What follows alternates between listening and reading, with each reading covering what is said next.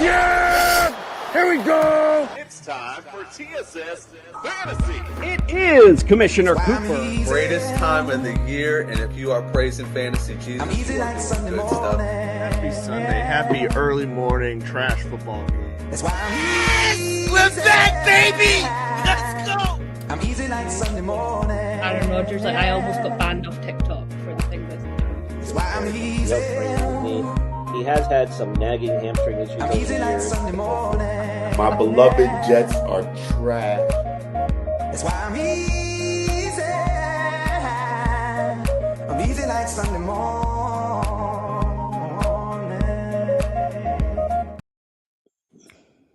That's right, ladies and gentlemen. It is Commissioner Cooper, and you're waking up with TSS Fantasy. Yeah, Super Bowl edition. Let's go, fellas. All right, Patriots lose today. Get them the hell out of here, and that's it. Call it a wrap. Indeed. Let's hope so. I All right, it is I Super can't Bowl get a bet Sunday. nobody. Cause they scared, Freddie. You can't what? I'm sorry? I can't get a bet out of nobody, man. No. Yeah, I mean, I'm sure there'll be lots of people that come on today to throw on some bets for you, I'm sure. It is Super Bowl Sunday. We got a few things to cover this morning, so we're excited that we finally have made it to the end of the NFL season. And what a fun Super Bowl we're about to have. Let's get the introduction started. Welcome into the studio, Ballers. Meg, welcome in. Hey, I'm so excited. Literally so excited. Even if it means 5 a.m., I'm going to bed tonight. 7 a.m., I'm starting work tomorrow. Super Bowl, baby. Let's go. Yeah, it should be a instead of a national holiday the day after, it should just be a worldwide holiday the day after. Yeah. Let's also welcome to the studio Fred the Jester Reyes. Welcome into the studio. Oh man, I can't. I finally the Super Bowl's here. The season's over with. I couldn't wait. I've been waiting for this day since week 3. So yeah, I just can't wait for my annual off season. Let's go free agency and draft. Well, luckily, as the Jets fan, off season begins mighty early for you. And let's also Every welcome year. in Carl from the Patriots Touchback Podcast. Welcome in. Warriors, come out and play! Let's fucking go! How can you take one of my favorite movies and make it? Me too, man. I was Sure, born I to know. that movie. I love that movie. Just ruined it. How did Boston people even use that New York movie, man? Yeah. Tighten up. Let's also welcome in OJ, the Juice is Loose Mayor. Greg, welcome in, my friend. Man, I had to dust off my Ricky Waters Seahawks jersey. Dang! Baby. I was trying to figure out who that was. Sam Darnold is going to be the Ghostbuster today. Let's go, baby. It's Super Bowl. And yes, Freddie, I'm with you, baby. The Jets Super Bowl is the draft and free agency. Let's see how we screw it up.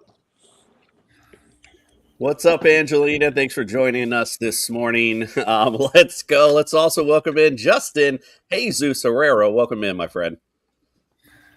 What a fucking spit in the face. You got a Ricky Waters Seattle jersey? That's he was right. trash in Seattle. Let's give Ricky Waters San Francisco jersey. What a fucking spit in the face. I do, and I Love want it. just for you and Carl, Justin. I know it's going to twist you up a little bit.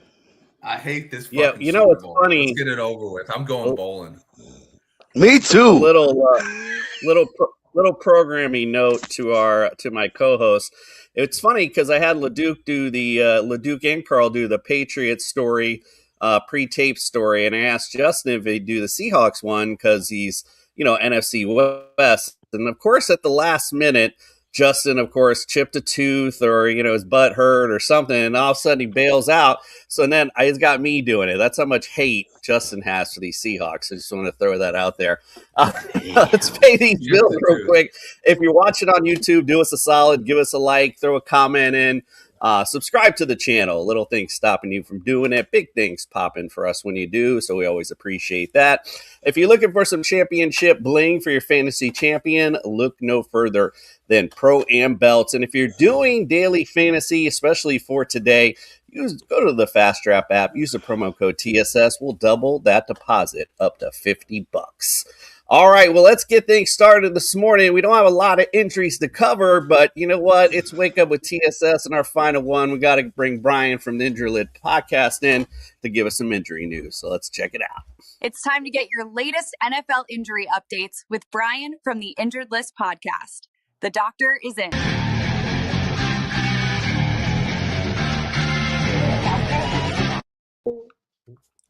Good morning, Brian. How are you this morning, my friend? I'm good. Good morning, everybody. Look at the group we got here today. This is great. Super Bowl Sunday, and we're all dressed in our Sunday finest. Now, I've been waiting since the preseason for this game because as a Giants fan, it's no better than the Jets right now. I am looking forward to next year. Yeah, you're looking forward, though. You guys got talent and a coach. Now we do. With a coach, finally, who can pull that talent out and actually use it to win some games, hopefully, next year. We'll see how it goes. But yeah, what do we got today, injuries, Brian? Yes, what do we got today as far as it's no surprise that the two teams we have battling out for the championship are the Seahawks and the Patriots.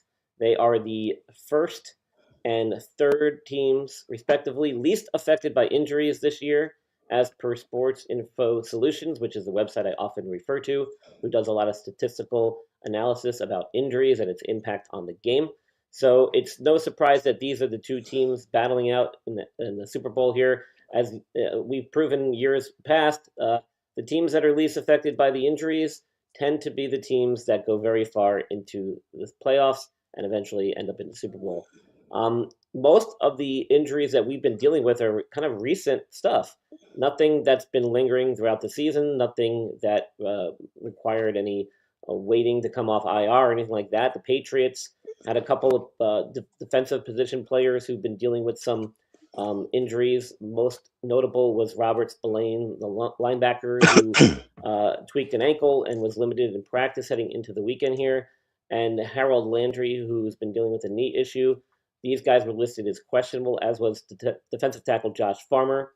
Drake May was dealing with the shoulder issue. It sounded like that was really not an issue at all. He was released off the injured list and does not carry a designation heading into the big game today. So sounds like that was nothing really serious, and he's got a full bill of health. And then on this Seahawks side, the only issue, this crept up just a couple of days ago. During practice, safety Nick Emanwari tweaked his ankle. Again, sounded like it was nothing serious. He was able to walk off the field under his own power. Took it easy the rest of the week. Friday was kind of just a walkthrough, so they didn't really do much anyway. He was quoted as saying, though, that he did not feel like this injury is significant. He avoided a major injury. It sounds like it was just an aggravation of the ankle, nothing serious. And so he, although limited in practice, should be playing and should be a full go. Sam Darnold had popped up earlier in the week with some oblique issue. Again, he was removed from the injury report. They had two offensive tackles that were kind of limited dealing with some stuff, and a linebacker in Ernest Jones who was dealing with some stuff. But again, nothing serious. If I'm not mistaken, the final injury report, I think Nick Emanwari was the only one on the Seahawks injury report at all on Friday. So clean bill of health for both teams. We should see the best of the best out there today, and it should be an exciting game. All right, Bri, we appreciate you. Everyone, please go follow Bri at the Injured List podcast. He's got lots of good stuff going on, and I believe he's got an interview coming up, don't you, Bri? Yeah, I'm going to be releasing an episode today. We've got an interview with Deb. Deb Wickus at the Blonde Blitz is actually at the Super Bowl representing the network. She's doing an amazing job over there. If you guys haven't checked out her content, please do. She's been there all week in Media Row doing interviews, doing some segments. She's got basically a field reporter, Todd Marcel Durham. He's a comedian, actor. He is working with Deb this week, doing some cool stuff and interviewing a lot of players. He was actually on Fox Sports Radio the other day talking about a cause that he's there to help promote about a disease, a genetic disorder that he's doing some fundraising for. So he's going to be on my show today. We're going to be talking about that disease and how you can help contribute and kind of just seeing how his Super Bowl experience is going. So we're going to do an interview with him this morning, and that'll be released later today before the game. Make sure you check that out along with Brian on all his social media platforms. Todd's a really funny guy. He always touting his President Sports Award that he got at an elementary school as his claim to fame as an athlete. So make sure you go check Todd out. He does some good stuff on there. All right, Brian, well, we appreciate you. We'll send you out, of course, with our friends from NeuroGuard Plus for the final time for this season, and we'll see you soon, my friend. Take care, guys. Have fun. Dr. Michael Hutchison has harnessed the latest in neuromuscular dentistry and impact technology to develop a mouthguard that does more than protect. It enhances. NeuroGuard Plus isn't just a mouthguard. By focusing on the jaw's physiological position, it provides an added layer of neuroprotection, significantly reducing the risk of sports-related neurological injuries. All athletes should be using a custom mouthguard designed to their bite position. NeuroGuard Plus was created as a means to maintain your physiological jaw position regardless of your bite. The appliance is designed to optimize your upper-lower jaw relationship to improve your strength, your balance, your oxygen intake, and drastically lower your chance of a concussion. Independent studies have shown that the NeuroGuard Plus will provide you with improvement to both upper and lower body strength. The same improvements were not present with a common mouthguard. Over 6,500 athletes have used the NeuroGuard Plus. Dr. Hutchison is happy to say that the amount of diagnosed concussions is 0.2%. The NeuroGuard Plus offers athletes, coaches, and parents an advantage to keep their players safe on the field. If you or your child actively participates in athletics, they need to be protected from the dangers of repetitive head trauma. Get your NeuroGuard Plus mouthguard today. Click on the link and use code ILP Sports for 10% discount on your purchase. Well, I see Andrew LeDuc in the comments. Unfortunately, he was unable to join us today. He's got kids basketball. He is a terrible co-host. But I was about to say, how he is a good Don't worry, co-host. Fred, we're docking his pay. Don't worry.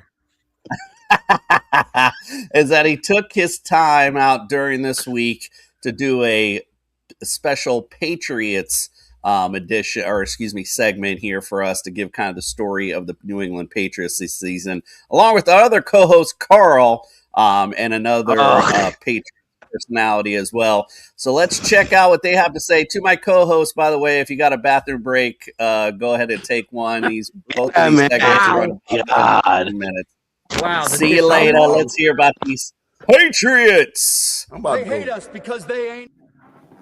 They hate us because they ain't us. We marched to San Francisco to once again take what is ours. The Patriots are coming.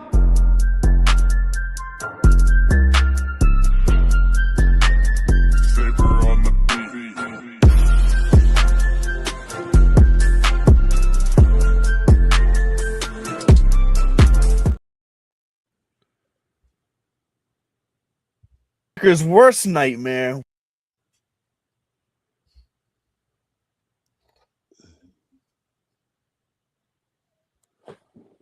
We all we got, we all we need. We are back, baby, and I am not sorry,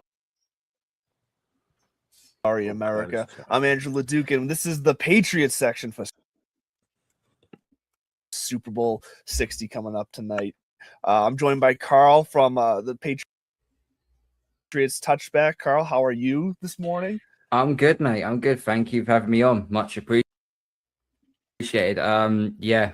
To think that to start the season, someone would have told you, we're going to go 14-3 and make the Super Bowl. I would have told you to lay off the strong cheese at night. But here we are.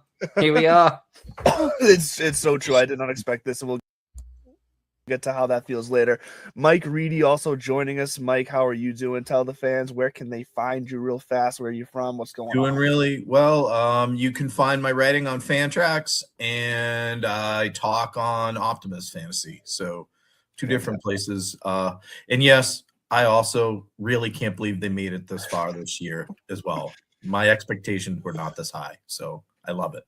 Well, as everyone can tell, we are actual fans. So if you don't like the Patriots, you don't want to hear all the positive energy, maybe step out for this one because we're here for it. But let's get into it because we do have this matchup with the Seattle Seahawks coming up, and the Patriots are coming in as 4.5-point underdogs into the Super Bowl.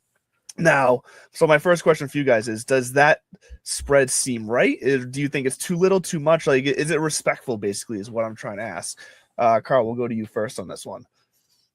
I'd probably say it's slightly disrespectful. I would have said it's more like a minus. It should have been like -3.5, like by a field goal home advantage, if that makes sense.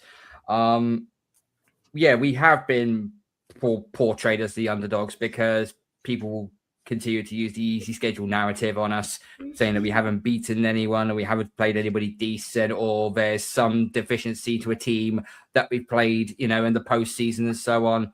But at the end of the day, you can only beat what is put in front of you. And that's all New England have done. Line them up, knock them down. That is what we've been doing all season long. Seattle, they have had a harder stretch on us, and they kind of do deserve to be favorites going into this game. But for a lot of people to turn around and say, oh, New England are going to get slapped up and lose by 20 to 30 points, I think is completely and utterly disingenuous. Yeah, no, I agree. And I'm glad you brought up the schedule because the way I look at it is because we heard about it a lot last week with the Denver game and or in the AFC Championship. I mean, but it's the Patriots, even though they had an easy schedule, they blew some opponents out. Like, they took care of business. And other teams that had, similar easy schedules, like Denver struggled with some of those teams. They had won some close games. So the way I look at it, they didn't just win what was put in front of them. They took care of business, and they did it like a champ would. Mike, how do you feel about, is this respectful, disrespectful? What do you think? I think the point spread should be closer. I agree with Carl. It should be like 3.5 points. I can see Seattle being favored, right? Because they were really good all season long. And the Patriots, if you look at box scores and you didn't watch the games, you don't understand how they completely dominated some of these teams, right? Like, people look at the box score, they didn't won by less than 10 points. Yeah, but the other team was never in the game. Like, they got up and they just stayed up.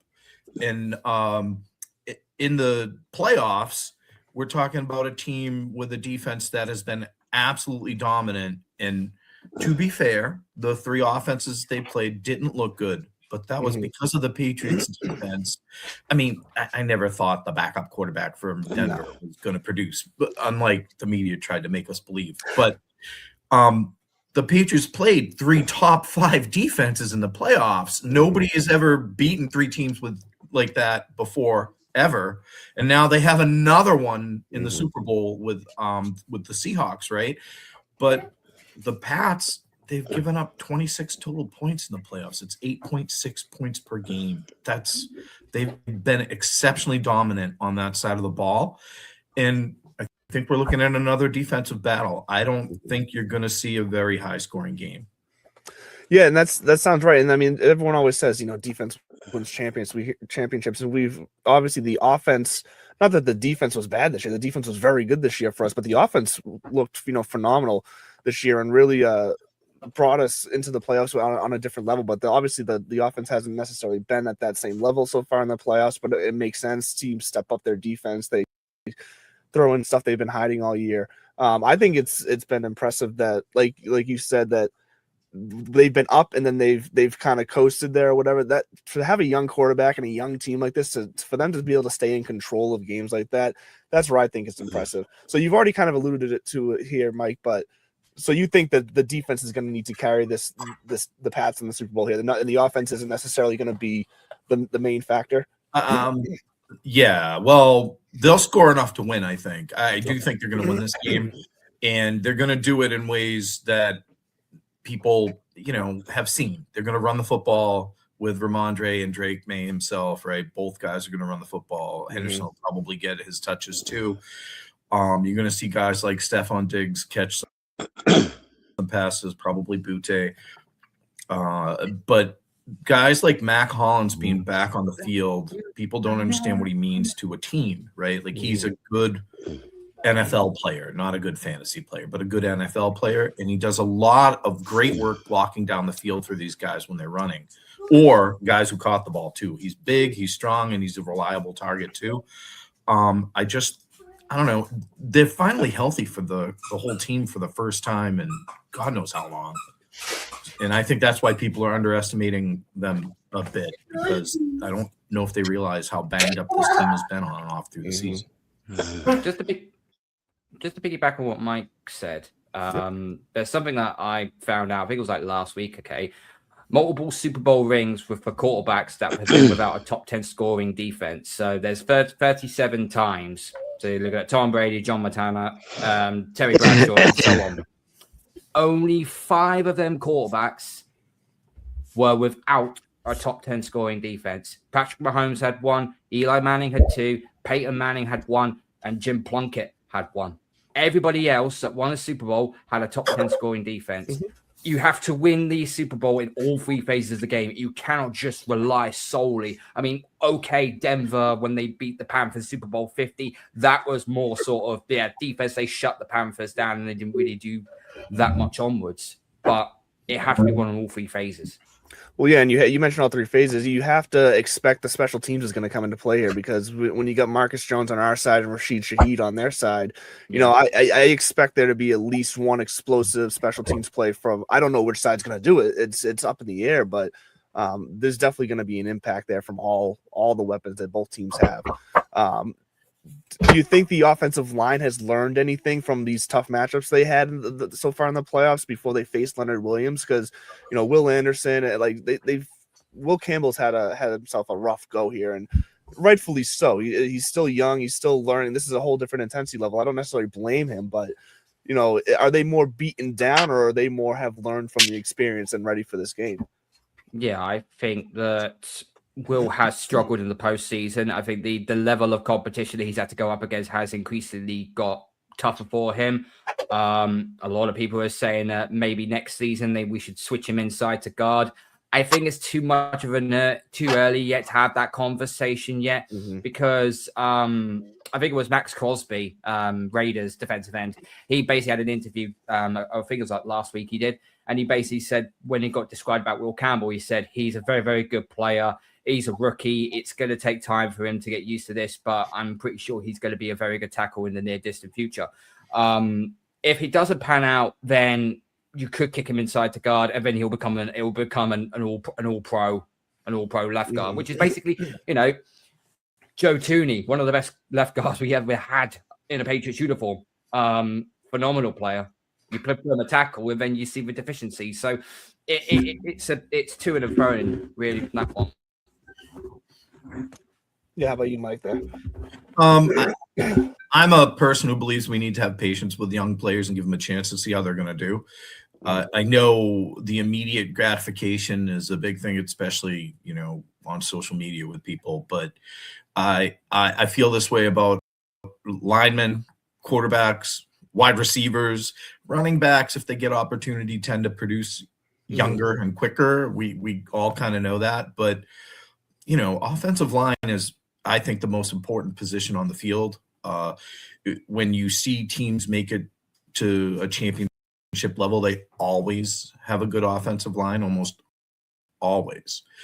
I want to see them, give him a chance to grow into that position and see how he does before you start shuffling stuff around. That doesn't help people with their growth if you just keep moving them around as well. And there's nuances for each of those positions on the offensive line, and, you know, give him a chance to prove he can play that spot or not before shuffling him to left guard. That's my thoughts anyways. Yeah, I completely agree, because for a big chunk of the year, Campbell was not an issue at left tackle. He looked good, and people were surprised and were taking it as a win that he was serviceable there. So, I mean, that's building blocks. Like I said, it's no surprise. We're in the playoffs, where he's facing the best defensive lines of the season all in a row. Like, we should have expected that all of a sudden he's going to get his teeth kicked in a little bit here, and this is going to be a learning experience. And because he's a rookie, they're going to throw stuff at him that he never saw before, right? Exactly. That's what they're going to do. Well, and that's what the playoffs are all about. Teams save stuff, and that's now the Patriots. The Patriots seem like they were prepared prepared to lean on the defense coming into the playoffs because their offensive game plan switched up a little bit, it seemed, and their defense became much more aggressive. It does feel like Vrabel has been holding some back here, and he's unleashed in the playoffs, and it's been fun to watch. So, he outcoached Sean Payton something fierce in that snow game. Right. And so I personally, I don't know how you guys feel. I personally feel that we have the advantage at coaching for the Super Bowl. Here. Yeah. I don't want to be disrespectful, but I don't feel like it's close. Like, I'm not worried about, what they're going to do on their side of the field. Like, I feel pretty confident that Vrabel's got the advantage there. Yeah, I think we slightly do have the advantage on that. But you can't knock what Mike McDonald has done for that 49ers team. He did really well last season and got him into the postseason. Now he's took them a lot further than what they expected him to be, and he's done absolutely phenomenal. And just as British bias here, their defensive coordinator was also British as well. So I have a little bit of a soft spot for Seattle on that basis, but do with that what you will. I think overall, you look at Vrabel. He is more experienced, and there is a saying: you don't get fired, you don't become a head coach in the NFL till after you get fired from your first head coaching job. Well, Vrabel's learned a lot from his time in Tennessee. He's learned a lot from his mistakes.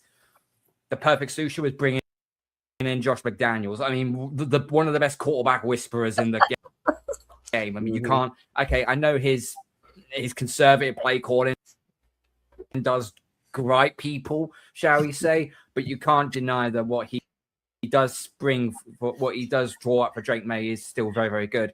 And you're not forgetting as well on the defensive side of the ball, Terrell Williams, he's been out due to prostate cancer, which we're very, very thankful now that he's now cancer free. So well done to him. But Zach Core, first year play caller, and he's been absolutely phenomenal. Although I do have a smidgen believe that Mike Vrabel has got his fingers in the pie on that respective. I could be wrong.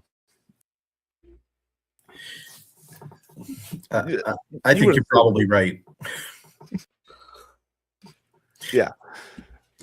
All right, so let's get into some. The Patriots picked white. They're wearing white again. We've seen them do this now for a handful of Super Bowls.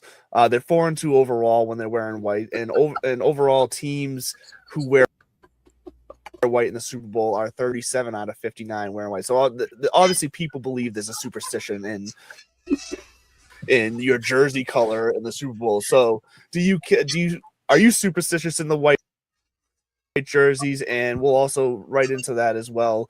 Give your predictions slash expectations for the game. Mike, let's start with you. Bunny, turn it down, please. I am not superstitious about the colors of the uniforms in the game at all. I like the white unis though, so I think that's good. I do, as I mentioned, I think it's going to be a relatively low scoring game. I don't think we'll see 40 something over. If I don't know what the over under is for the game actually, but I would probably bet the under. 47, 48 maybe. Yeah, I'd bet the under. I figured it was higher than it should be. I am happy for Sam Darnold, although I hope they hit him every chance they get this week. But I'm super happy for all the success that guy's had. It is fun. It's similar to when we were all excited that felt respectful for Geno Smith last year. That he figured it out. Like, you do like to see successful comeback stories, and you do love to see it when it happens after leaving the Jets. That's now twice. So you gotta love to see that. Carl, how about you? Yeah, I think it will be a low-scoring game.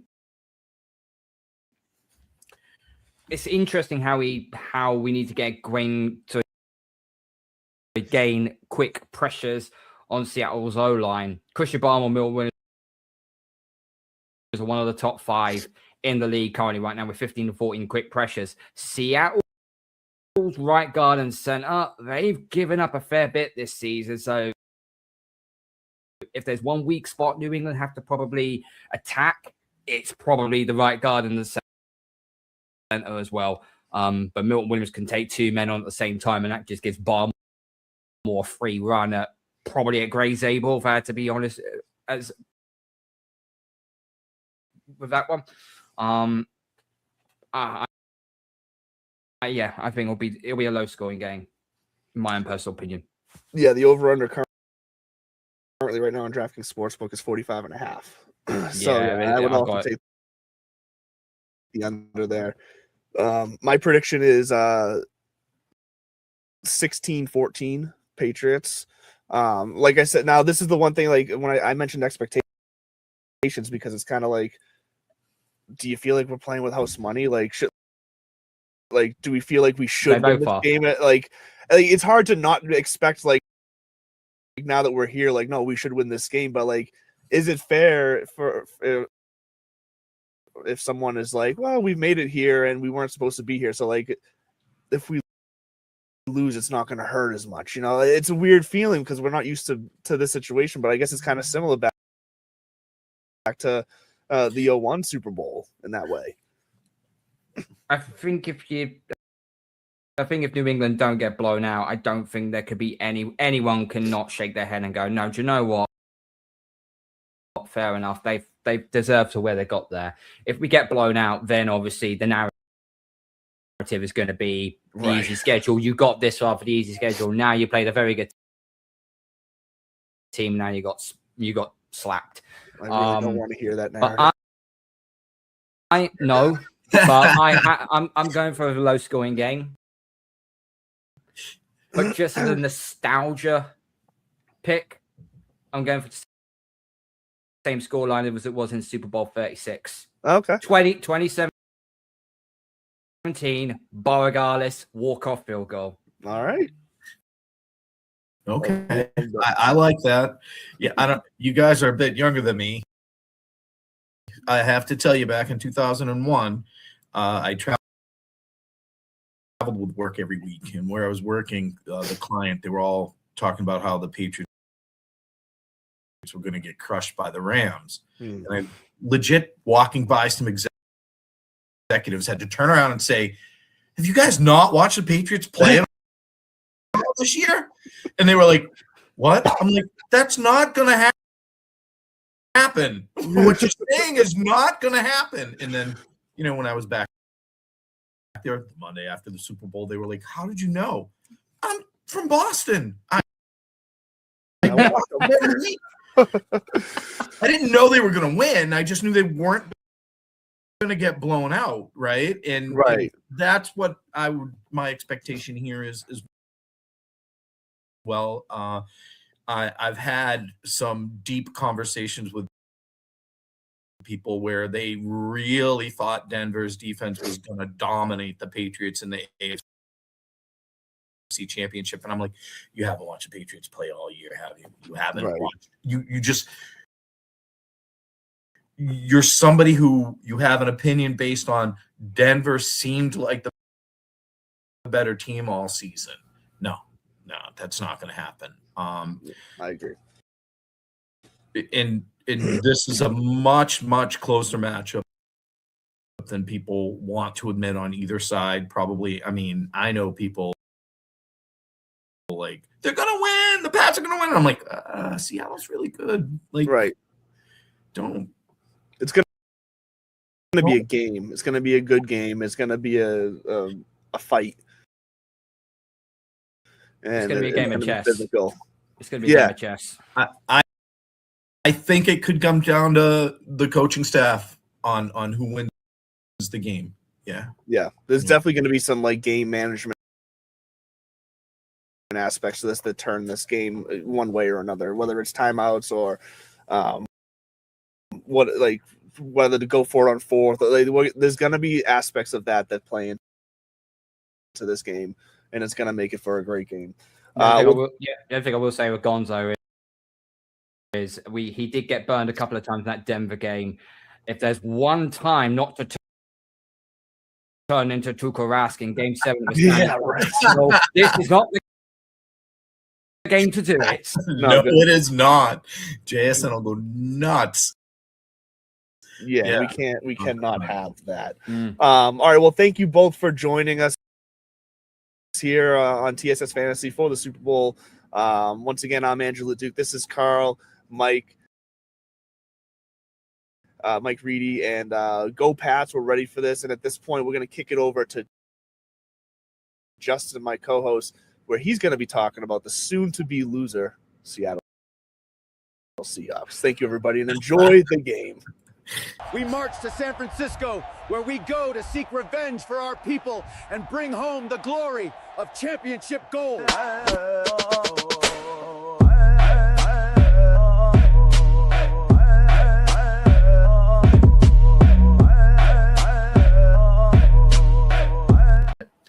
The first time they made the playoffs, his final. All righty, it is Super Bowl Sunday, and we're here to talk about those Seattle Seahawks. It's funny, on my show, I always refer to my favorite team as America's team, the Miami Dolphins, although not quite American right now. But I will say I'm a very faithful guy, but if there was one side piece team I would have, it is the Seattle Seahawks. Ever since I was a kid, loved the old school uniforms. Plus, I was a short white guy, so Steve Largent was always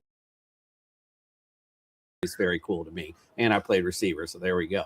All right, we're here with Scott Engel. Welcome in, my friend. How are you today? Good. Interesting fact. Dan Marino's first playoff loss against the Seahawks in New Year's Eve 1983 at the Orange Bowl. That was big Seahawks upset. The first time they made the playoffs. His final postseason win was in the Kingdome in 1999. He beat the John Kitna Seahawks, but then they got blasted by the Jaguars the next week. Surprise there. Can't get too far with those Dolphins. Also, just to throw this out there, since you brought it up, I do distinctly remember a game, and it might even, I think it was a regular season game, so I don't think it was playoffs, but we played in Seattle, and Cortez Kennedy knocked that Marino out. The man went to the sideline, had some smelling salts, came right back in and won the game for us. Definitely not happening nowadays, but a very cool moment indeed in Dolphin Seahawks history. Yes. And I lived in South Florida for 8 years. I went to the game in 96 when Joey Galloway scored 2 touchdowns and Brian Blades took the game winner to the house. Nice. Gotta love it, indeed. All right, well, let's talk about your Seattle Seahawks. They've made it all the way here to the final eclipse of the NFL season, so we're excited to see how they finished and, of course, take down those gross Patriots. Let's go back to the summer, though, when this journey started to begin, and this team started to come together. What were your thoughts then? Did you think this team was going to make it all the way here? No, I'm very pleasantly surprised. The Vegas over-under on wins was 8.5. after they lost the first game of the season, their Super Bowl odds went to the longest at plus 8,000. By week 13, they were up to plus 3,500, and then down, etc. I thought,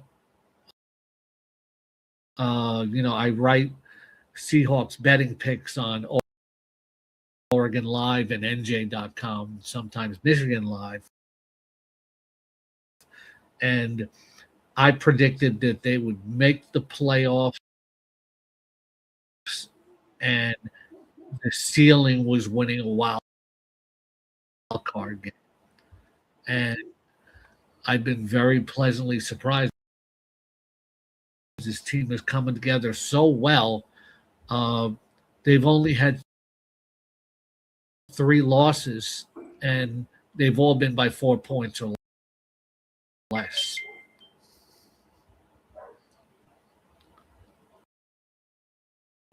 Yeah, that's not what I expected. Not complaining whatsoever. Yeah, it's been an amazing season, and not for nothing, regular season, you hear all that about Sam Darnold, but in the big moment, Sam's been stepping up this season, so I think we can kind of put that to bed this year at the very least. The narrative about Sam and Patriot fans are still parroting it as we head to the Super Bowl, and I respect the Patriots. Like, we got to get pressure on Sam. He's going to make mistakes. That's been the narrative for several weeks. That was Sam Darnold earlier in the season. He's not made a turnover during the playoffs, nor any bad turnovers late in the year, because what happened was early in the year they lost to San Francisco, and they lost to Tampa Bay with Sam Darnold making some critical turnovers. As the season progressed, and now you see it, when he gets pressured, he'll take the sack or throw the ball away, whereas he was not doing that before. And it's funny that, you always hear those kind of narratives, but at the end of the day, if you put pressure on a quarterback, they're going to eventually make mistakes. So, it's funny that they put that on Sam, but you could pretty much apply that to anyone, quite frankly. So it's kind of funny that keeps getting thrown around there. Talking about individual players or just the team in general, who do you think was the MVP of the Seattle Seahawks this season? I think obviously people are going to say Jackson Smith and Jigba. I think it's kind of obvious. He's playing at the highest level of any Seahawks receiver since Steve Largent. And there's been some good ones. Doug Baldwin, Tyler Lockett, Brian Blades, who we mentioned. Every year on Seahawks.com, I do the 12 greatest fantasy Seahawks of all time. And, not only is he going to get on the list, he's going to rock it up, like past Darrell Jackson already, guys like that. But, that's kind of chalky as much as I love it. I will say on the defensive side, everybody loves Nick Amwari, but I really think the unsung hero of that defense is middle linebacker Ernest Jones. He has played fantastic. 6 interceptions. That's a lot for a linebacker, including the postseason. He is the field general out there. This year is Bobby Wagner out there, and Ernest Jones has been very, very valuable. Great trade by John Schneider last year. Yeah, so we had, and he was scheduled to come today. Unfortunately, didn't make it. But during our summer tour, we had Dave DesRochers on our Seattle show. And he was a funny thing was he was out playing golf while he was doing the show. But, we asked him, he said that he didn't know a lot about fantasy, but I just said, all right, well, just give me a player you think will impact fantasy for the Seahawks. And, it was funny that what he said resounded with me and won me a few championships because he said, I don't play fantasy, but if I did, any team I have, I'm going to get this Seattle Seahawks defense. And it was something I did. And when he said that, I was like, oh, that's interesting. I'm going to make sure I do that. And man, they were on fire this year, especially for fantasy is concerned. I mean, big points. 1 week, I remember, I forget which week it was, but they led everyone in total scoring, individual players, quarterbacks, it didn't matter. So yeah, it was funny that he brought that up and said that defense has just been on point all season long. All right, well, let's get to this regular season, and let's just talk about the games in general. What game really stuck out to you this season?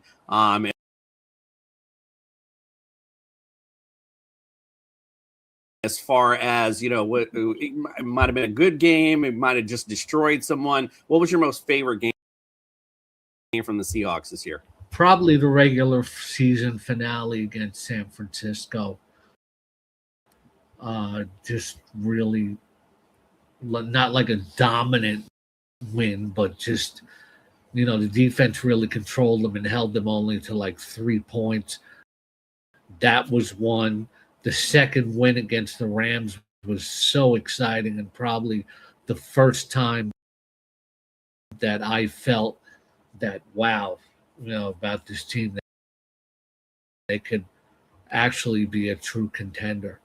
Then in the playoffs, beating San Francisco by 35, you say to yourself, the way they did it, it's funny because you remember back to 2013 and the Legion of Boom in the year they won the Super Bowl.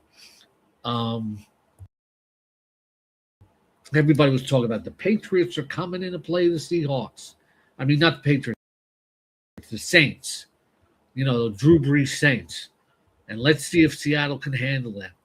And Seattle blew them out right from the get-go. And Richard Sherman said to the camera, he said, and you can still find this on YouTube, is a great Sherman quote. He says, you thought you all said this was going to be a matchup. Mismatch. Then he turns around a minute later, goes, get him out of here. And then Devin Witherspoon, when they beat the 49ers, redid that whole same thing to the camera. So I thought you were going to be a matchup with the Niners. Mismatch. So that was enjoyable. It's been an enjoyable season for the whole second half and through the playoffs. The Rams game was obviously a sweat, but I think everybody agrees that those were the two best teams in football. The way the Seahawks destroyed Denver in Super Bowl 48, people were saying that the NFC Championship game with them against the Niners with the tip was the real Super Bowl that year. And people saying, well, if the Patriots get sandblasted this week, they'll consider the NFC Championship game the Super Bowl again. Sounds like a good segue into my next question. And of course, the final one, the big one. Who wins today's game, and tell me why, or give me a score too while you're at it. Look, I respect, the Patriots. And this game could go one of two ways. It could be a blowout, or it could be very tight. What I think is that it's going to be tight in the first half. The Seahawks are going to pull away in a big way in the second half. Because not only can they score on offense, they can hurt you on defense and score on defense. We've seen that with DeMarcus Lawrence, and they can score on special teams with Rashid Shaheed, who is one of my dark horse picks for Super Bowl and MVP, plus 3,000 on DraftKings. So that they have many ways to beat you. And while both these teams are good defenses, people have said, oh, the Patriots, they faced 3 top 5 defenses, but the offenses they faced were not as good as Seattle. This is the most complete team they faced all year. The only offense they faced other than this year on this level was the Buffalo Bills. So I think the Seahawks are very complete, and it'll be tight for a while, but then just a better team will pull away. I'm predicting 38-17 Seahawks. Woo wee. I'm with you and hoping that I'm a little nervous because I'm hearing so many people kind of have that same mentality that this could be a blowout by the Seahawks. And, when everyone's always saying something, then it always ends up being the other way. So look, it's a Super Bowl, right? Patriot fans can tell you about the 2007 Super Bowl when they got their undefeated season ruined. One of the greatest early Super Bowls was the Jets beating the Colts in Super Bowl III. So anything can happen, I think, but I just, there are Patriot fans out there who are just like kind of wish casting on social media and throwing out stats that they think will suit their narrative and stuff like that. Whereas you just got to go out and play the game. And I think once you get between the lines, as the cliche goes, I think the Seahawks are just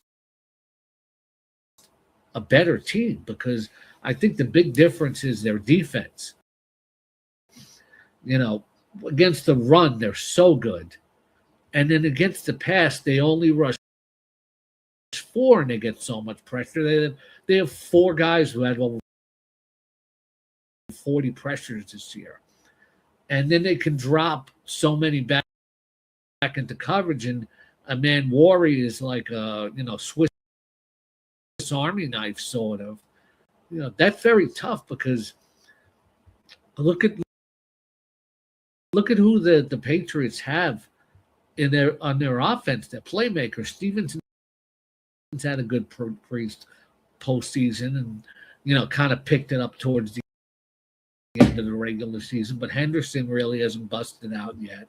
He's shown some big playability here and there, but Stephon Diggs, as much as I respect him, is past his prime. Kayshon Boutte, Demario Douglas, they're really not going to be a challenge for a secondary that just got done with Puka Nacua and Devontae Adams. That's 100% correct. So I think that's why we're all feeling that same way, Scott. So that's for damn sure. Listen, I know you've done a lot of writing, do a lot of writing for a lot of different places. So let everyone know where they can follow and get all your great content, my friend. Yeah, thanks. So I'm covering the playoffs on Seahawks.com, and I usually write fantasy football there during the fantasy football season. as the Seahawks have embraced fantasy football because the whole 12 thing. They want to do what the fans like, and I've been there since 2012. I was drafted the same year as Bobby Wagner and Russell Wilson. I'm also doing sports betting, Seahawks and otherwise, on several advanced local platforms, most notably Oregon Live, NewJersey.com, Michigan Live, a lot of that, AL.com for Alabama. You'll find a lot of my stuff there. Fantasy-wise, still at Rotoballer and hosting on Sirius XM Fantasy Sports Radio, Sunday 11 a.m. to 1 p.m. Eastern, and Wednesday morning 6 to 7 a.m. Eastern. Beautiful. Listen, if you're wanting to win some money, go write that stuff down. Go follow, listen to Scott. He's got some great insight.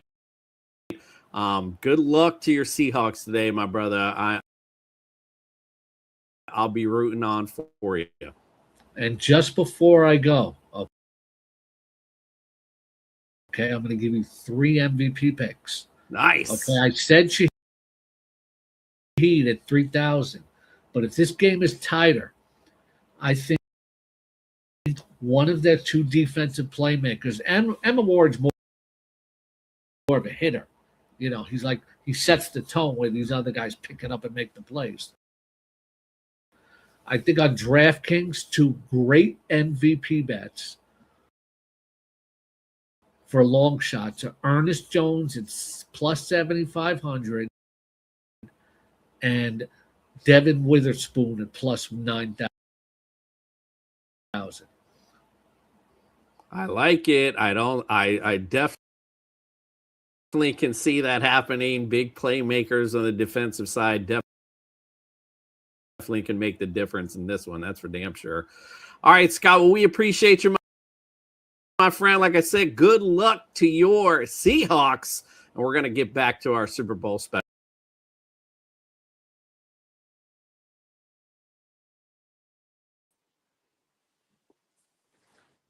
Muted.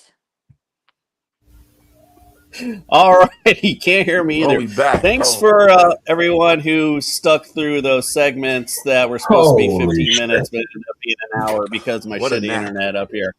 All righty, let's move on. That was more of a butchering one Ron Hextall did for the Pittsburgh Penguins when he was in charge. That was horrendous. Oh my God, these fucking guys. All right, let's go. I should have gone and watched an episode It's time to get your real-time NFL weather report from TSS Fantasy.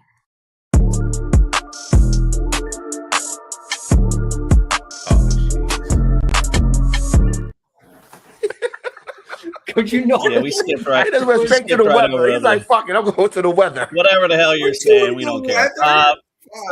So today's weather today is 54 degrees. Areas of fog and winds 4 miles an hour. Yeah, it's Santa Clara. It's fucking beautiful. Right, exactly. It's the What a Super great Bowl. It choice ain't gonna they made. snow. What a great choice they made for the Super Bowl. All right, let's win some money and talk about some bets. Time to win some money with TSS Fantasy's betting advice. Win big bitches.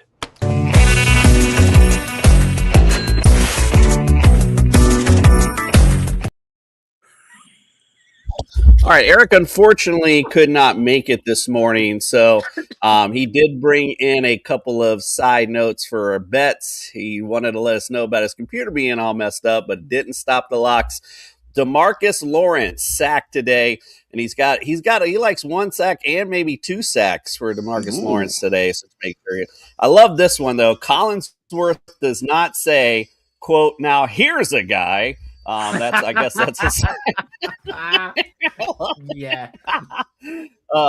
That's great. Non-QB throws a TD at plus 500. That's a fun one. I like that. He also goes with Bad Bunny wears a dress at plus 150 as well. So that'll be interesting. And DeMarcus Lawrence, MVP, plus 8,000, a couple sacks and a scoop and score. A safety could do it. It's 80-1 for a reason, though, obviously. So those are some little side bets. Anyone else got any bets they want to throw out there? I haven't got a bet, but I've got a perfect drinking game. Every time Chris Collinsworth mentions Patrick Mahomes, take a shot. That would be truly funny if he mentions Mahomes today, that's for sure. I do like Kenneth Walker as MVP, though. I think he's got a good shot at it with no Zach Charbonnet today, being that individual effort he could make today. I do like him to possibly win MVP. I got three bets. What do you got? Clavon Chaisson for a sack. He's been a huge up-and-comer for that defense for the Patriots, plus 1,400. Andy Borgalis. I think this is going to be a really close game. 3 field goals. Over 3 field goals, 285. And then I got Kayshon Boutte as the longest reception. A lot of people would go Rashid Shaheed, but I think they'll lock that shit down. All right, I like it. You heard it here first. Fred, are you frozen? Because, you know, you're always talking about betting and you just like to show a different thing. But do you have anything? I think he's frozen. He's frozen. His mic's muted. What a blessed day. I thought my internet was bad. All right, let's get on. Log out and just show Fred's face on here while we talk. Just keep it up frozen like that.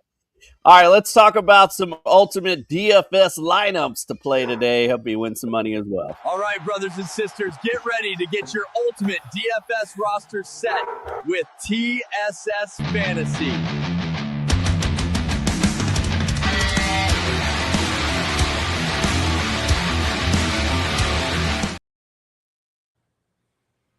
All righty, let's talk about ultimate DFS lineups. Let's first, of course, see how we all did last week. Let's start out with last week's winner. That's right, TSS family. Bend the knee for your DFS king 2 weeks in a row. Can't wait to knock Meg off her crown next season. Yeah. Greg, again, back to back. I can't believe it. 151.7 last week. Ooh-wee. Good job, my friend. JSN, Puka, and Kenneth Walker, and Matt Stafford all played well for you, my friend. So good job. Playoffs is where he comes to shine. And let's see who last week's loser was. It's okay, TSS family. Some of us Royals make mistakes as well. I still have my crown, which no one can take away from me. Yeah, Meg, I don't know what the AI did to you there, but yeah, not good last week, 95.6. A couple of Troy Franklin not showing up for you and Hunter Henry as well.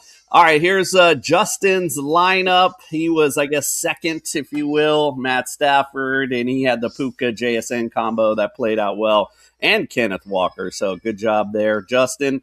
I came in as a solid third. JSN, Kenneth Walker, that combo played out good. Sam Darnold even had a good day, so not too shabby there. And here's LeDuc's lineup, 126.2. He had the JSN, Puka, and Kenneth Walker trio, but playing that Drake May didn't play too well, unfortunately. And here's Fred, 117.6. Not too bad of a showing. Last week, and then the final one before Meg was Carl coming in. Didn't get last at least, but Pat Bryant, AJ Barner, and Hunter Henry not doing you any favors, my friend. Greg, talk about your ultimate DFS lineup for the Super Bowl. Well, you know, it's kind of weird, just Jason, with this Super Bowl lineup. But I chose my captain, like you said. I think Kenneth Walker has a good chance to be the MVP of this game. No Charbonnet. And I think they're going to rely heavily on the run to keep Sam Darnold upright. And I think Stephon Diggs, because I think the Patriots will go down and they're going to have to throw the ball to keep up. And that's why I picked Trayvon Henderson as well. He's a better receiver out the backfield, I think, than Stevenson. I know Stevenson has some flashes, but I think Henderson with the burst and with the athletic ability will get that there. I like Sam Darnold. I don't think he'll have a big game, but I think he'll do just enough so for the Seahawks to win. I like AJ Barner as well as the tight end. And Cooper Kupp. This ain't his first Super Bowl. So everybody's like, JSN is going to be the man. But did you see Cooper Kupp in the playoffs, the last game? He showed up, and I think he'll show up again in the Super Bowl. So that's my lineup. 2 wins in a row. Let's get it, baby. See if he can make it 3. We'll see. Yeah. And just so everyone's aware, this is on DraftKings. This is the showdown captain, with the captain being a little bit extra money because they give you 1.5 the points as well. So just to throw that out there, just so everyone's aware. I had to ask Justin because I was like, what the hell is this captain thing? I have no idea. All right, Justin, talk about your ultimate DFS lineup, friend.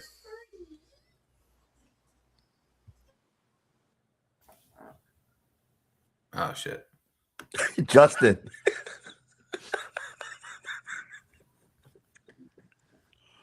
Am I muted? Am I still muted? Oh, there you go. Okay, cool. My internet froze. It's a contagious thing that's happening on StreamYard right now. I don't even see my lineup. Okay, let me see. I gotta go through my phone. What's going on? It is. Yo, can you hear me? Yes, Freddie. I'm back. Yeah, we can hear you. We can't hear Justin. Okay, we can hear you. You're good. Can't see you, but you're good. Justin, you want me to just say your lineup for you? No, I got it right here. Oh, yeah, you guys are so unprepared, bro. Oh God, this is like working with 2 Freddies.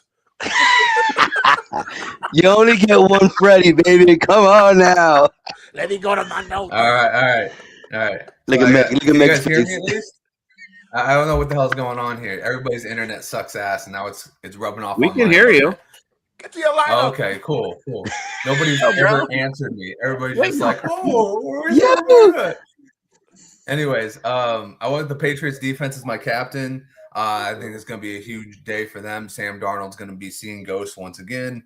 Kenneth Walker, I do think, is going to be the most important person for Seattle, either as a pass catcher or as a receiver.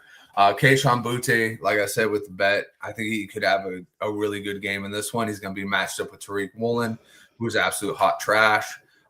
Drake May is my quarterback because I think he's just going to be chewing up this cover 2 defense all day long.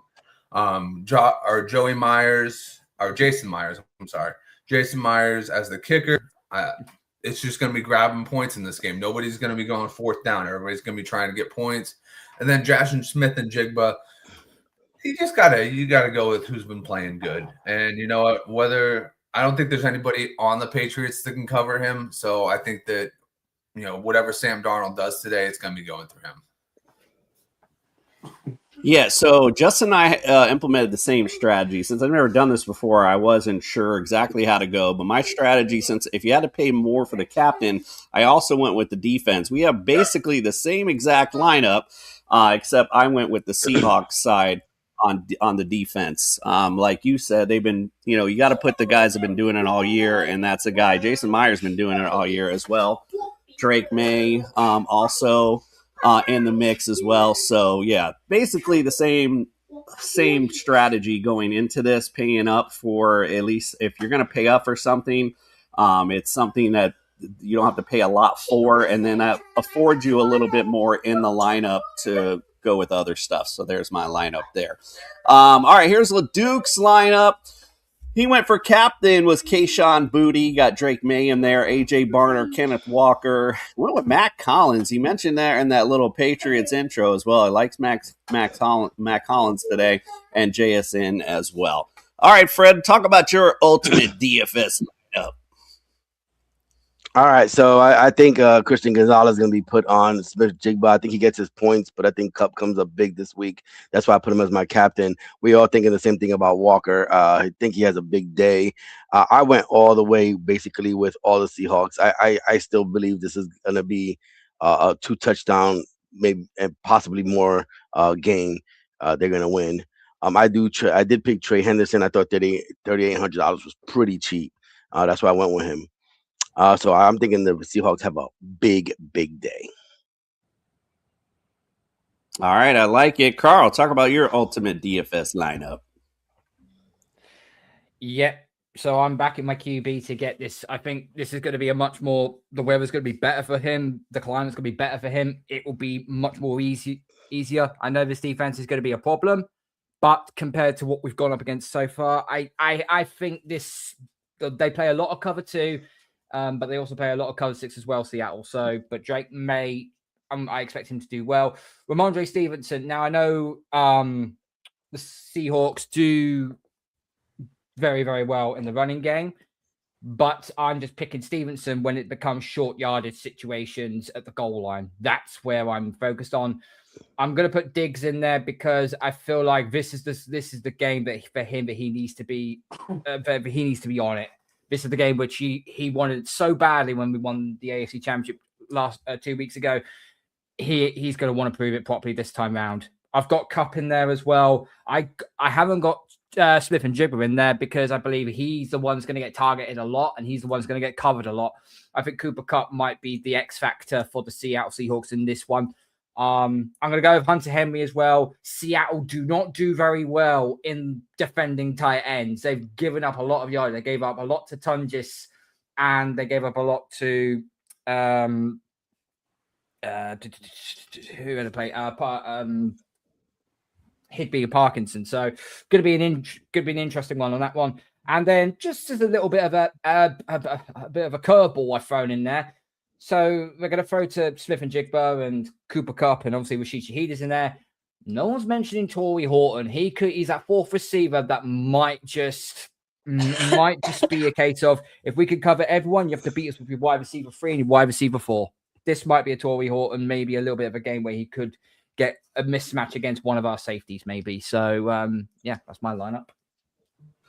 I like it. And, again, just a difference in the strategies. You're paying a lot more for the captain, but, again, he's getting 1.5 of the points. So if your captain does well, then you want to pay that big money because you end up, getting those points. So just different strategies that we're throwing out there for you guys. Meg, how about your ultimate DFS lineup? Yeah, so I have taken the risk on Jackson Smith and Jigba at captain there. I don't think the Patriots defense has an answer for him. I just can't see it. I think he's going to, yes, they're going to try and cover him, but we've seen him, every team that he's been up against has tried to cover him and done very little to do so. So I've also gone Trevion Henderson because, again, I've kind of been interchanging him and Stevenson all season. I've just got a feeling that he's going to have an absolute game. I've gone for Halani as well. I don't feel like he gets enough credit, but I do think he's a little bit of a sleeper on this one. Rashid Shaheed is an obvious choice, I would say. Hunter Henry did me dirty last week or 2 weeks ago, but I'm hoping that it was just a blip and that he can come through. A bit like Carl said, they struggle to stop those tight ends, so I'm interested to see what he can do. And also, Matt Collins being back on the field is going to be interesting. I think he, like someone was mentioning earlier, he has an impact that isn't always necessarily recognised, but I do think he's gonna have a game. So, yeah, there we go. I like it indeed. Like I said, a couple different strategies you guys can implement during your DFS picks. All right, speaking of picks, let's get to this big game. Actually, before we do that, if you are hosting a Super Bowl party, our friend Shay Holland from the Blonde Blitz stopped by, gave us some quick tips for your playoff Super Bowl party. And it won't play as long as the others. It'll only be 2 minutes. So everyone can relax. Here we go. If you're planning a last-minute Super Bowl watch party, I have 5 NFL-inspired tips for you. The NFL pays millions to create these unforgettable events, but you don't have to. Whether you're a party pro or this is your first one, focus on these NFL-inspired tips. And get this, they're all free or low cost. First, make sure you have the right TV height, ideally with the center at eye level when seated. Think about multiple TVs so everyone has a great view of the game. 2, make sure your seating is the right distance from the TV. A simple guide is to measure your TV horizontally and double the width. That's a good distance, give or take a foot. 3, food is the next big star of the day. Keep it simple with choices that don't require a knife and fork. We spotted so many great ideas like these charcuterie cups. And for dessert, a candy bar. Simple. 4, remember to appeal to all the senses. Think about aromas. Light a candle or 2. Bake some cookies. People associate good smells with a good time. And 5, create signature moments. Maybe a cocktail or a dish everyone loves. Use these NFL-inspired tips and keep it simple for a winning last-minute game day watch party.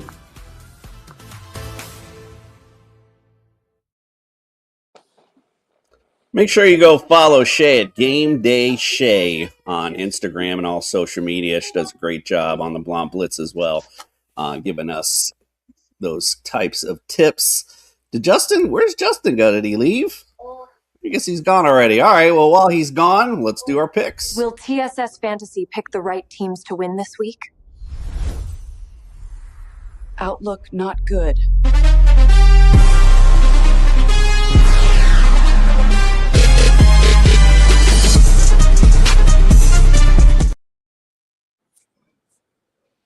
All right, here we go with our picks for the big Super Bowl today. Basically, a very quick breakdown of it. Seattle leads the series between these teams 11-9. Last time they played was in 2024 in the regular season. Seattle won 23-20 in overtime. The playoff series, obviously, New England leads 1-0. We know in 2015 Super Bowl 49. New England won 28-24. That's their only postseason meeting. Seattle's favored by 4.5. The over/under is 45.5. Meg, let's go to you first. Who wins? Give me the score and why. And give me your MVP too. Oh, okay. I'm picking Seattle for the win. I think the score is going to be close. I think it's going to be 34-27 Seattle. And my MVP, I'm going to go Kenneth Walker III. All right, I like it. Fred, same question to you, sir. I'm going to go with 38-24 Seattle. Sam Darnold completes the turnaround, makes us all feel bad as Jets fans by winning the MVP. As if there's nothing else to make you feel bad. Carl, what do you say? As you saw in our Patriots preview, I've gone 2017 New England. I think it's going to be a low-scoring game. I think both defenses are going to cancel each other out.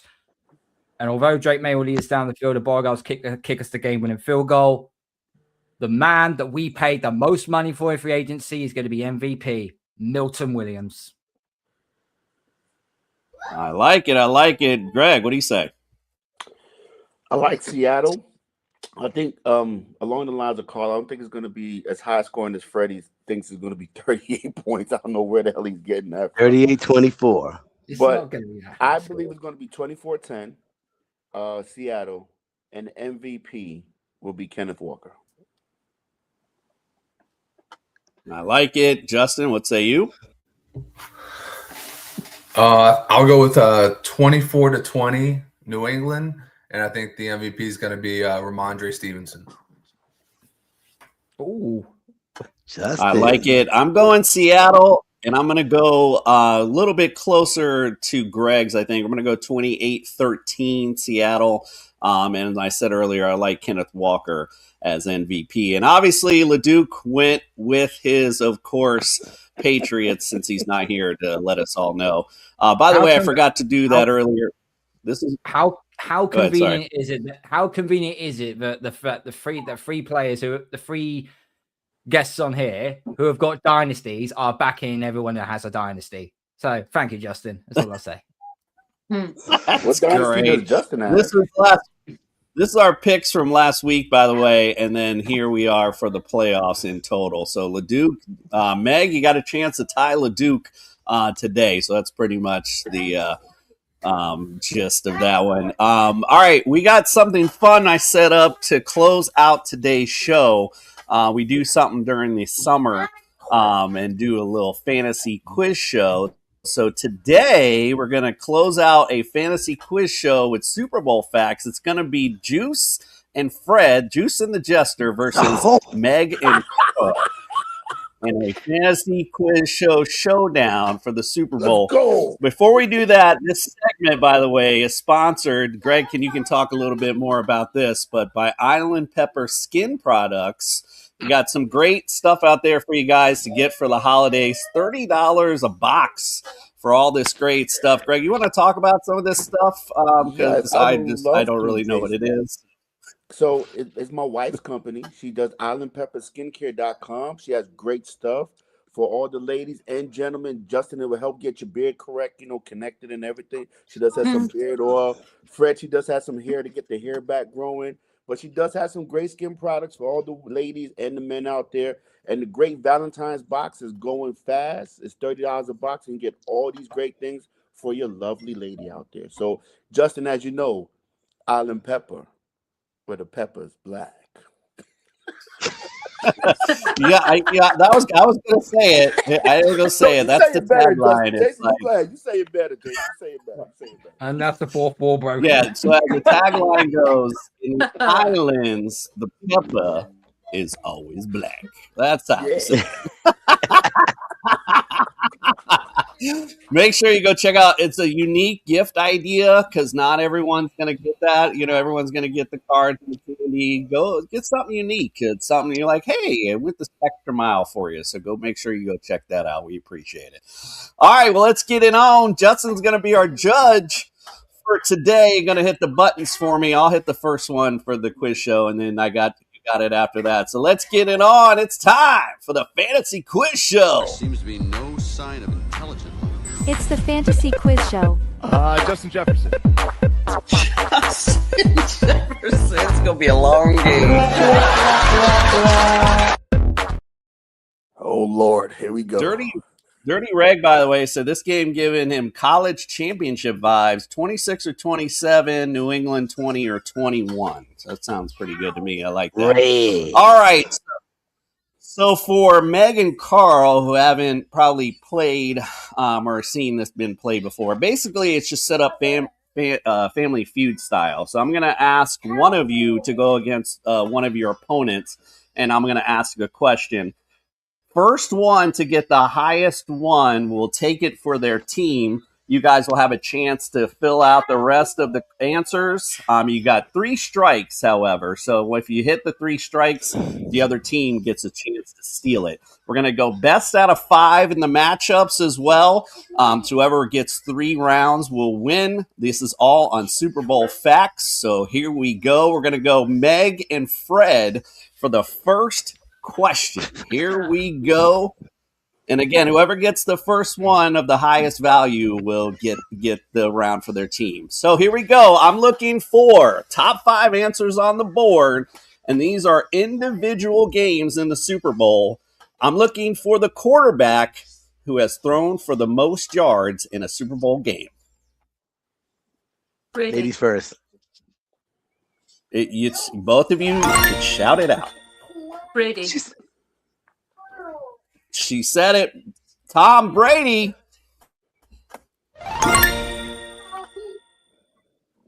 Thank you, backstage. All right, Meg gets the first one for the team. Tom Brady, number 1 on the list. He's actually number 1 and number 2 on the list, but not on this list. I just I put the quarterbacks in order, but he's number 1, number 2, number 9, and number 15 for most yards thrown in a Super Bowl game.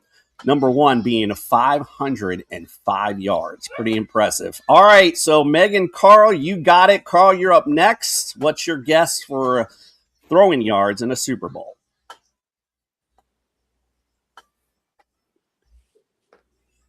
You there, Carl? What most throwing yards did you say? Yeah, most passing yards. Yes, Which most quarterback? throwing. And in a game. Individual. In a game. In a game. Yep. What do I say? Number or callback? It's a number, yeah. What's that? It's the quarterback, Carl. Quarterback, Carl. It's a quarterback. Name a quarterback. Yeah. That's been in the Super Bowl. That's thrown for a lot. We need top 5. Montana. Joe Montana. He is correct. He's actually tied with the number 4 quarterback on this list, but he comes in at number 5 with 357. All right, Meg, who we got?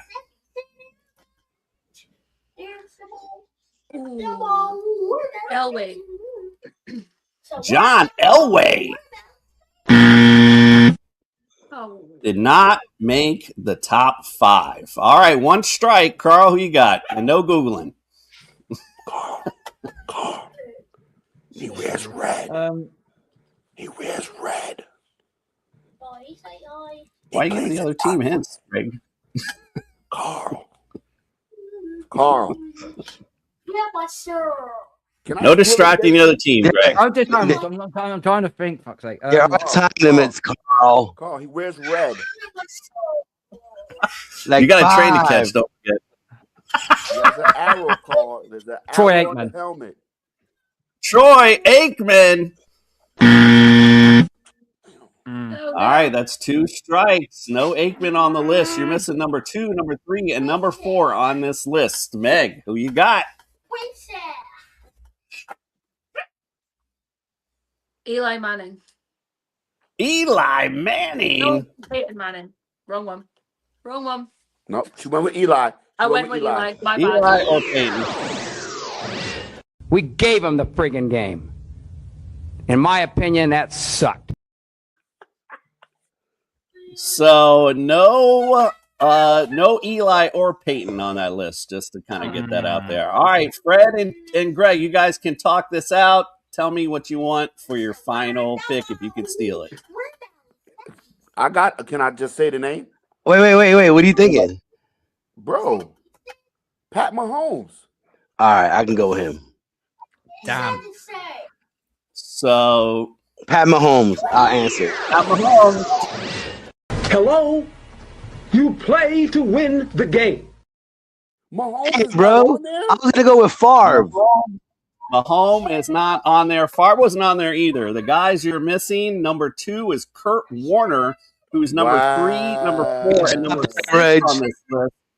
414, 337, and 365-yard performances for Kurt Warner. Number 3 on the list is Nick Foles with 373. Number 4, tied with Joe Montana, was Donovan McNabb with 357 yards. So Carl and Meg take round 1. Let's go to round number 2. Come on, Fred. This is going to be Carl versus Greg. Let's for go. This first one. Again, you just shout it out on this first question. Okay, so here we go. Top 5 answers on the board. Again, I'm looking for individual game performances. I'm looking for the running back who had the most rushing yards in a Super Bowl game. Marcus Allen. Ooh. That is Marcus correct. Allen is correct. Yeah. And okay, he's number 2 on the list, 191. So good job there. You guys take it. Fred, what say you? Who you got next? I say Marshawn Lynch. Marshawn Lynch. Come on, Fred. It's Marshawn, man. Come on. Not on the list. Sorry about that. Greg, back to you. What else you got? God, I know this. Oh my God, he played for the fucking Redskins, man. Fuck's his name? John Riggins. John Riggins. That is correct. Yeah, I'm old, baby. I know these games. John Riggins is correct. He's number 3rd on the list with 166. All right, Fred, back to you. Eric Dickerson. Eric Dickerson. He didn't play no Super Bowl. He with the Reds.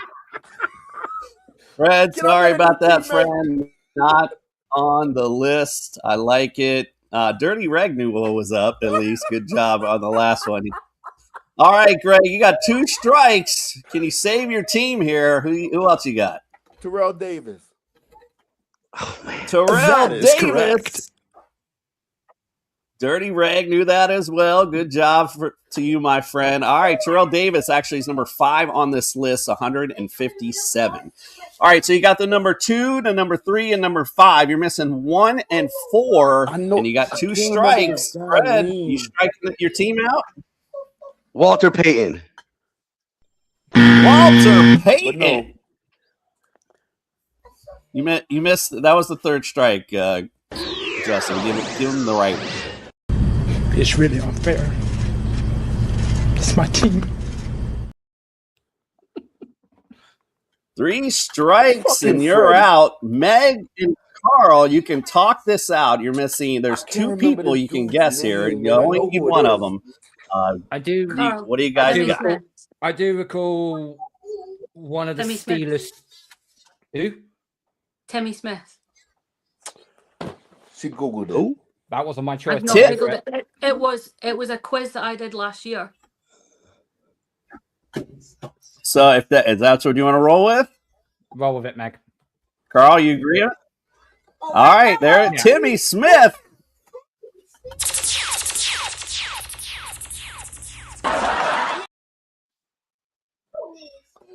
Yes, that's it. 2-0 right now. Who's Timmy Smith? Timmy Couldn't remember his name, Timmy bro. Smith played for the Redskins. He is number 1 on this list with 204 yards. And the other person you were missing, number 4 on this list, was Franco Harris, 158 yards. So he was I remember Timmy Smith, man. Timmy Smith killed it that Super Bowl too, bro. Damn. Well, right now, it looks like Meg and Carl are killing this Super Bowl. They're up 2-0. If they get, bro. Eric Dickerson. I picked Walter Payton too, bro. He never played in the Super Bowl. Fred, see, this is why I teamed you up to hear you guys go back and forth when you get it. All right, here we go. Back up. Like, come on, man. Back. Eric Dickerson. Back up is Meg and Fred. Okay, top 5 answers on the board. I'm back to all-time individual game performances, and now I'm going to receiver. I'm looking for the receiver who has the most receiving yards in a Super Bowl game. Terrell Owens. Terrell Owens. Oh, dumb. Meg? Are you dumb? He played on a broken leg and had like 100-something yards. 122 yards, bro. 122 yards. Meg, you got a guess? Oh, come on. Jerry All right, Rice. Jerry Rice. That is correct. Jerry Rice is number 1 on this list.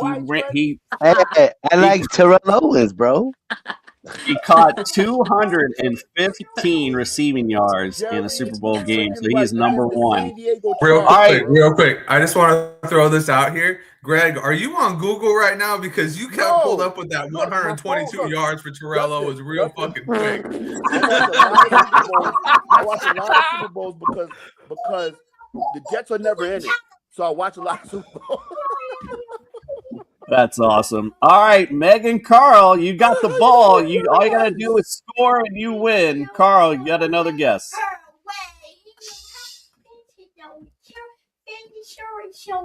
He should have got Super Bowl MVP. He should have got Super Bowl MVP in Super Bowl 53, and he's my favorite player. Why I support the Patriots in the first place, Julian Edelman. Julian Edelman. He was close. He was like 6th on the list, so he was very close, but did not make it. Meg, what say you? James White. Good pick. James White. Good pick. He did not make the list, however. All right, Carl, what say you? You got 2 strikes on the list. Fred. A lot of meat on the bone. James Jones. James Jones. All right, Greg, we need this, bud. We need this. Wait, let's talk this.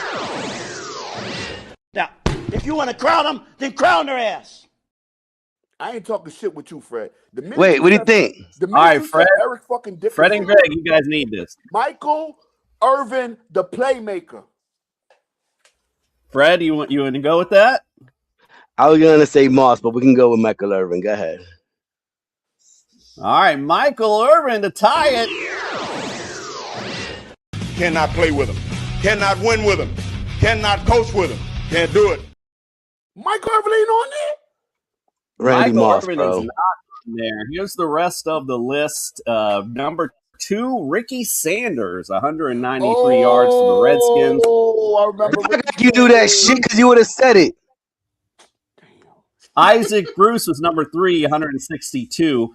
Lynn Swan, and number 4 on the list, with 161. And you guys, a very recent one, Xavier Worthy, number 5 on the list with 157. Fred, don't there say you shit. You go. said Eric Dickerson, bro. You suck. You said Eric Dickerson. I'll just read Eric off Dickerson the ain't other never played 2 in the Super Bowl, questions. That way, everyone.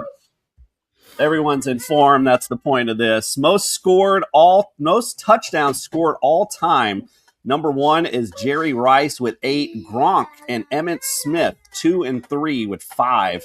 And there is a bunch tied at 4. Jalen Hurts, James White, Thurman Thomas, John Elway, Roger Craig, and Franco Harris. Those are all. Who said Terrell Owens and Eric Dickerson? I am never listening to He's Yo, still on T.O. did good that game. What are you talking about? T.O. played in the Super Bowl. T.O. You know what I mean? Like, he was all cocky just now. Like, I know what this is. They're not even in the top 15. The San Diego Chargers. And they blew them out. It was like 54. Bro, you were so confident on Michael Irvin. The nigga's not even in the top 15, bro. You said Eric Dickerson ain't playing the Super Bowl. Yo, he's not even top. At least I say Randy Moss was good. Freddie, play clock at 5. Pass is intercepted at the goal line by Malcolm Butler. Dumbass. Thank these.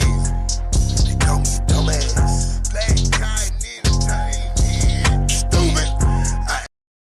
I just want to know what Super Bowl Eric Dickerson played in. I just want to. We need the other song. Let's go. Jason, you muted. You're muted, Jason. But no, Justin, I was not Googling. I knew these answers.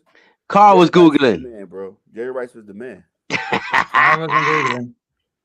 The fact that you know Terrell Owens over Jerry Rice with a broken leg. Come on, man. Because he had a great game.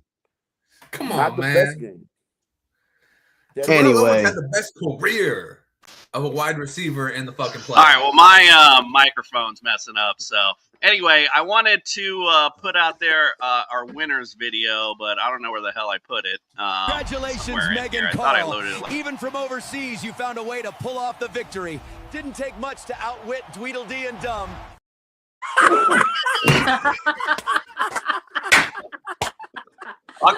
Let's go ahead and play. Let's play Greg and Fred's just in case. Let's see if they would have won. Congratulations, Greg and Fred.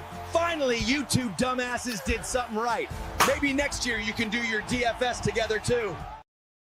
I don't know what's more. I don't know what's more insulting actually than each other.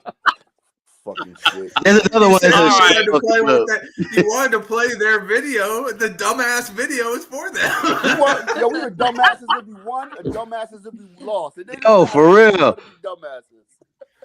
Hey, listen, thank you everyone for joining us this season. We had a lot of fun, and we appreciate all of you who have joined us throughout the season. So we appreciate you. Follow Ballers Meg everywhere on social media. She's putting out good content all year long.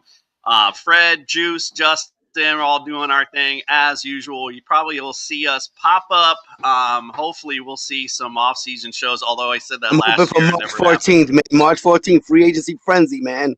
We didn't talk about All it. right, well, Yeah, Freddie wants to we'll sign see. Eric We Dickerson might to have the something. We might. And go follow Carl at the Patriots Touchback podcast as well. Make sure he has got a lot of great content there also. All right, guys. Well, we've been running along and got a long day today. So everyone enjoy the Super Bowl, food, hang out with friends and family. That's what it's all about. And enjoy football. All right, guys. Well, it's been a great season. We'll see you next year. And we are out. So long, farewell.